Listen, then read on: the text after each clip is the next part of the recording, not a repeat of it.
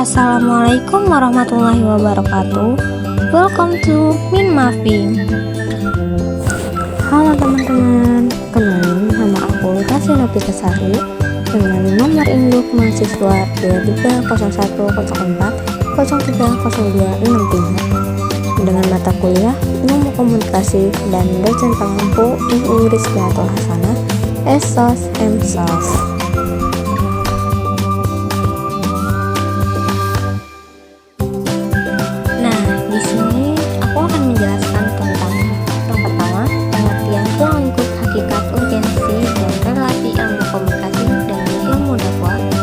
Kedua, proses komunikasi. Yang ketiga, sejarah dan perkembangan komunikasi.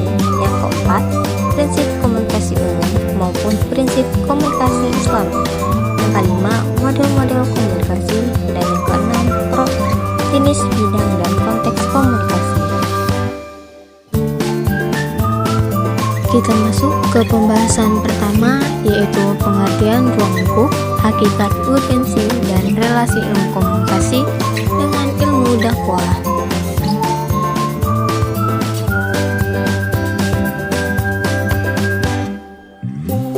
Ruang lingkup adalah batasan yang ditetapkan dalam sebuah artikel, berita, atau penelitian yang menentukan topik atau area tertentu yang akan dibahas. Ruang lingkup juga menjadi landasan utama bagi penulis dan jurnalis dalam mengembangkan cerita atau riset mereka. Dalam konteks media dan jurnalisme, ruang lingkup berfungsi untuk membatasi topik agar sesuai dengan tujuan dan audiens yang dituju. Ruang lingkup dapat dibagi menjadi beberapa jenis berdasarkan sifatnya. Berikut jenis ruang lingkup yang digunakan dalam jurnalisme.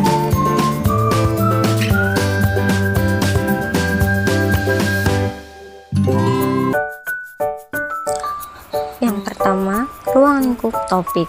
Yang kedua, ruang lingkup geografis. Yang ketiga, ruang lingkup waktu. Dan yang keempat, ruang lingkup instruksi atau bisnis.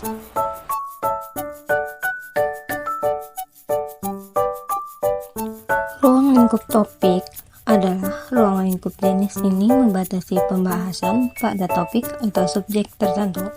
Contohnya sebuah artikel yang hanya membahas perubahan iklim global atau sejarah Olimpiade.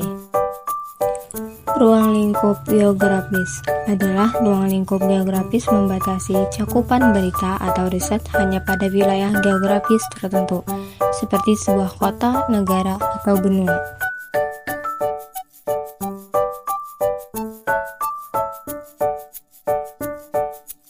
Ruang lingkup waktu membatasi pembahasan hanya pada periode waktu tertentu. Misalnya artikel yang hanya membahas peristiwa sejarah pada abad ke-19.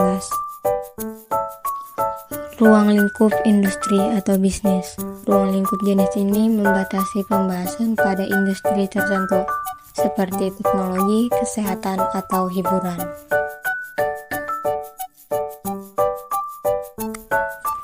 Urgensi dan ilmu komunikasi dan ilmu dakwah. Urgensi komunikasi merupakan salah satu aspek dari hubungan interpersonal yang baik. Tanpa komunikasi, sulit untuk menghindari kerentanan interaksi manusia. Oleh karena itu, yang kita butuhkan dalam hidup ini adalah komunikasi dan menciptakan komunikasi yang berkualitas yang sangat penting. Yang kedua adalah proses komunikasi.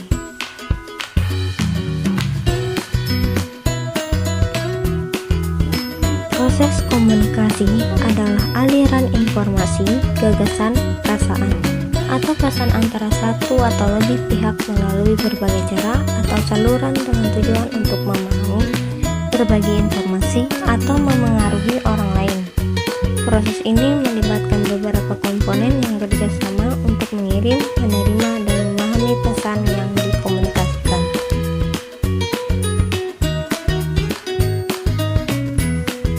Nah, ini ada contoh proses komunikasi yang dimana ada komunikator, encoding, message, decoding, dan komunikan. Dan apabila salah satu dari mereka tidak dapat respon atau umpan balik, maka dapat menjadi gangguan atau noise. Adapun komunikasi menurut para ahli, menurut Wilbur Schramm adalah salah satu tokoh besar dalam bidang komunikasi. Menurutnya, komunikasi adalah suatu proses yang melibatkan pengirim pesan dari satu pihak ke pihak lain dengan harapan pesan tersebut dipahami. Menurut Harold Laswey mengemukakan konsep komunikasi sebagai siapa mengatakan apa kepada siapa, melalui saluran apa, dengan efek apa. Ini menekankan pentingnya pengirim pesan, pesan itu sendiri, penerima pesan, saluran komunikasi, dan dampak komunikasi. Menurut David Berlow, mengembangkan model komunikasi yang mencakup elemen-elemen seperti pengirim, pesan, saluran, penerima, dan umpan balik.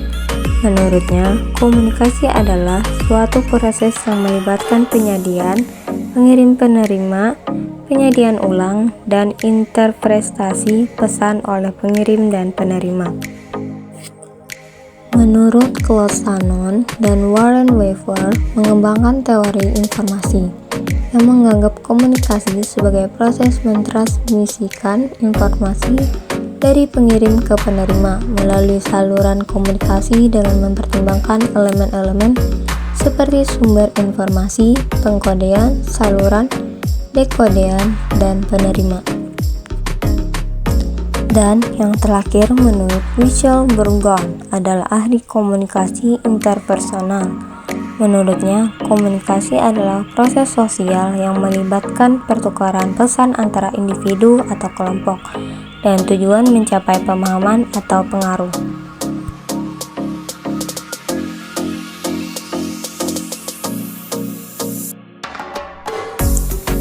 Alur proses di dalam komunikasi. Proses dalam komunikasi ada urutan langkah-langkah atau tahapan yang terjadi saat pesan atau informasi dikirimkan dari pengirim kepada penerima. Proses ini melibatkan sejumlah elemen yang bekerja sama untuk memfasilitasi pemahaman dan pertukaran pesan. Berikut adalah penjelasan lengkap mengenai proses dalam komunikasi.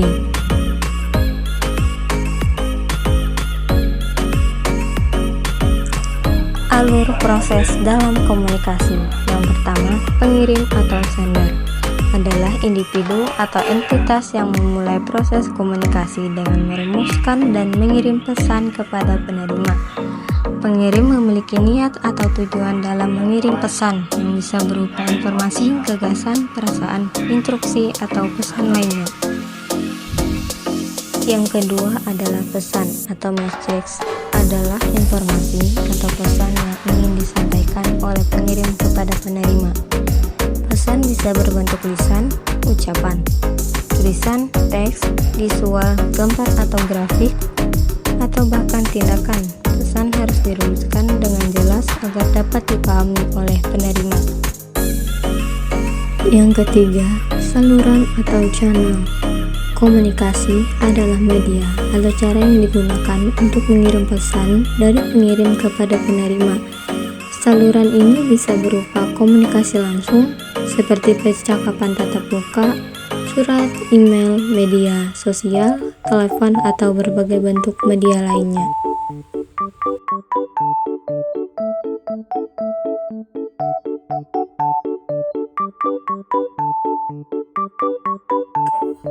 Yang keempat adalah penerima atau receiver, adalah individu atau entitas yang menerima pesan yang dikirim oleh pengirim. Tugas penerima adalah untuk menerima, menguraikan, dan memahami pesan yang diterimanya. Yang kelima, umpan balik atau feedback adalah respon atau tanggapan yang diberikan oleh penerima kepada pengirim setelah menerima pesan. Ini penting karena umpan balik dapat mengkonfirmasi pemahaman yang benar atau membantu klarifikasi jika ada kebingungan. Umpan balik juga dapat memberikan informasi kepada pengirim tentang efektivitas pesan mereka. Konteks merujuk pada latar belakang situasi atau lingkungan di mana komunikasi terjadi. Konteks dapat memengaruhi bagaimana pesan dipahami dan diterima. Misalnya, pesan yang sama dapat memiliki makna yang berbeda dalam konteks yang berbeda. Yang ketujuh, gangguan atau noise adalah segala sesuatu yang dapat mengganggu atau menghalangi transmisi pesan yang jelas. Ini bisa berupa kebisingan fisik, gangguan teknis, perbedaan budaya, atau bahkan gangguan internal seperti distraksi.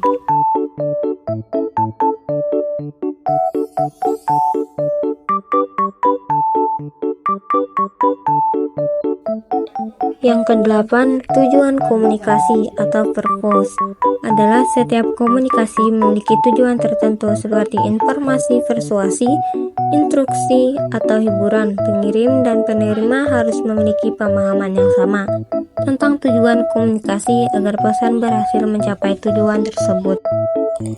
Yang kesembilan, dampak komunikasi atau efek adalah hasil akhir dari proses komunikasi dan mencakup perubahan dalam pemikiran, pemahaman, atau tindakan penerimaan sebagai respon terhadap pesan yang diterima. Yang ketiga adalah sejarah dan perkembangan komunikasi. Sejarah dan perkembangan komunikasi. Sejarah komunikasi pada mulanya hanya merupakan upaya atau cara manusia menyampaikan ide, gagasan, kemauan, hasrat, dan lain sebagainya. Upaya tersebut hanya supaya manusia bisa saling berhubungan pada waktu itu. Komunikasi tidak hanya sebagai suatu yang harus diberi perhatian, dikaji atau distrukturkan. Namun pada abad ke-5 sebelum Masehi, di Yunani berkembang suatu ilmu yang mengkaji proses pernyataan antar manusia yang diberi nama retorika, yang berarti seni berpidato yang berargumentasi, yang bersifat menggugah atau seni yang menggunakan bahasa secara lancar dan mempengaruhi dan mengajak retorika mendapat pembahasan khusus sebagai beberapa pemikir itu menempatkan retorika sebagai hal penting dalam masyarakat dan pemerintah. Pada perkembangan awal, batasan komunikasi yang dapat kita terapkan adalah percakapan atau penyampaian gagasan antara manusia secara lisan yang bertatap muka baik berupa pidato maupun diskusi.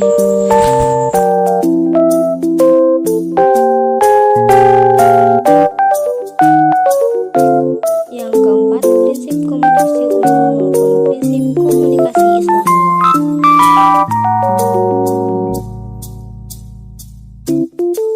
Pengertian komunikasi umum adalah proses penyampaian pesan yang disampaikan oleh komunikator dan diterima oleh komunikan.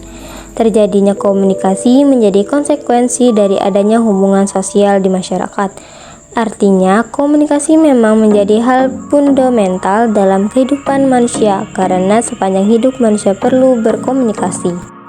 Sedangkan komunikasi Islami adalah komunikasi yang dibangun di atas prinsip-prinsip Islam yang mencakup ikhlas, prinsip kejujuran, prinsip privasi, prinsip selektivitas dan validasi, prinsip pengawasan, prinsip pahala dan dosa, juga prinsip mempengaruhi, dan dimaksud adalah komunikasi yang dilakukan dengan menggunakan prinsip-prinsip Islam dalam Al-Quran.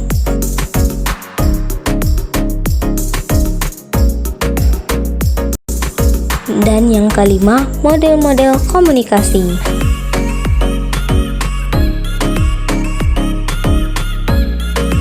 Model komunikasi adalah representasi visual atau abstrak dari proses komunikasi yang menunjukkan bagaimana proses elemen komunikasi saling terkait, serta bagaimana pesan diproduksi, diinterpretasikan, dan diubah makna oleh komunikator. Model komunikasi membantu kita memahami cara kerja dan kompleksivitas komunikasi dan bagaimana berbagai faktor dapat memengaruhi efektivitas. Secara umum, model komunikasi dapat didefinisikan sebagai berikut. Model komunikasi adalah representasi baik visual maupun abstrak dan proses komunikasi yang bertujuan untuk menjelaskan bagaimana komunikasi bekerja.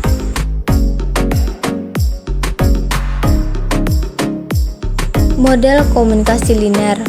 Komunikasi linear adalah model komunikasi yang dapat sederhana dan menggambarkan komunikasi berlangsung secara satu arah.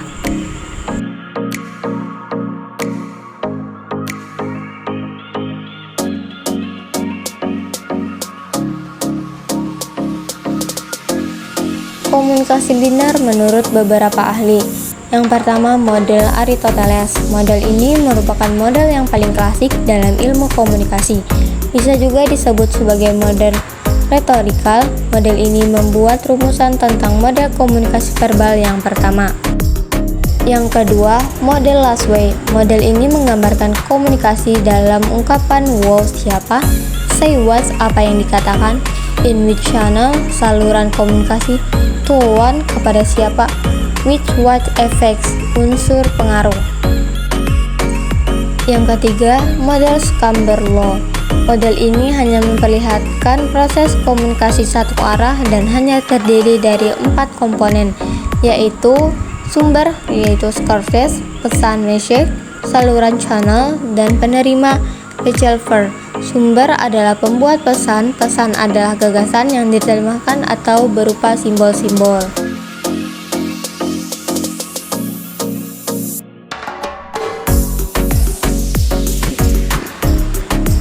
Komunikasi 3 tingkat. Sama halnya seperti tangga, komunikasi juga memiliki tingkatan. Awal sebuah komunikasi itu ada pada diri sendiri, intrapersonal, lalu lanjut ke tingkat kedua yaitu ketika kita berkomunikasi dengan orang lain, intrapersonal, dan tingkat ketiga yaitu ketika diri Anda berkomunikasi dengan beberapa individu, massa.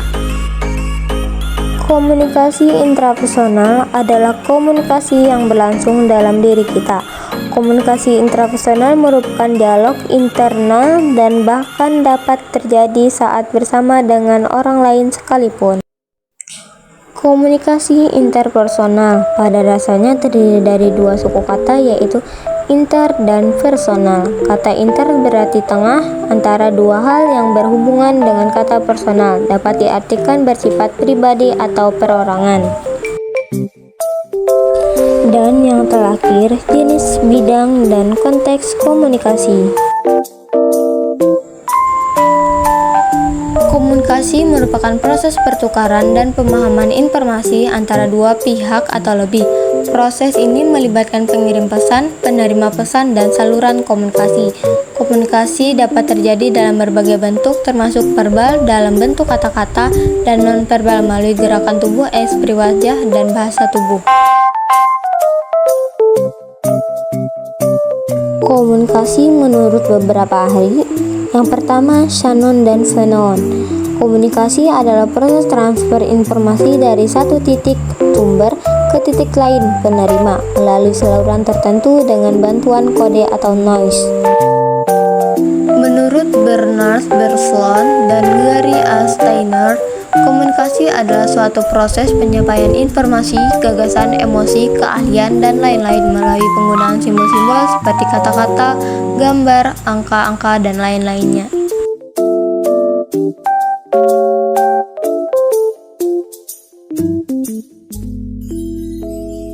Konteks komunikasi. Konteks komunikasi memberi kemudahan dalam memahami proses komunikasi yang kompleks. Ada 7 jenis konteks komunikasi yakni intrapersonal, intrapersonal, kelompok kecil, organisasi, publik, retorika, massa, dan lintas budaya. Dalam komunikasi, konteks bersifat situasional, artinya proses komunikasi dibatasi oleh sejumlah faktor, seperti jumlah orang yang terlibat, umpan balik yang diberikan, jarak antara orang yang berkomunikasi, serta saluran yang digunakan.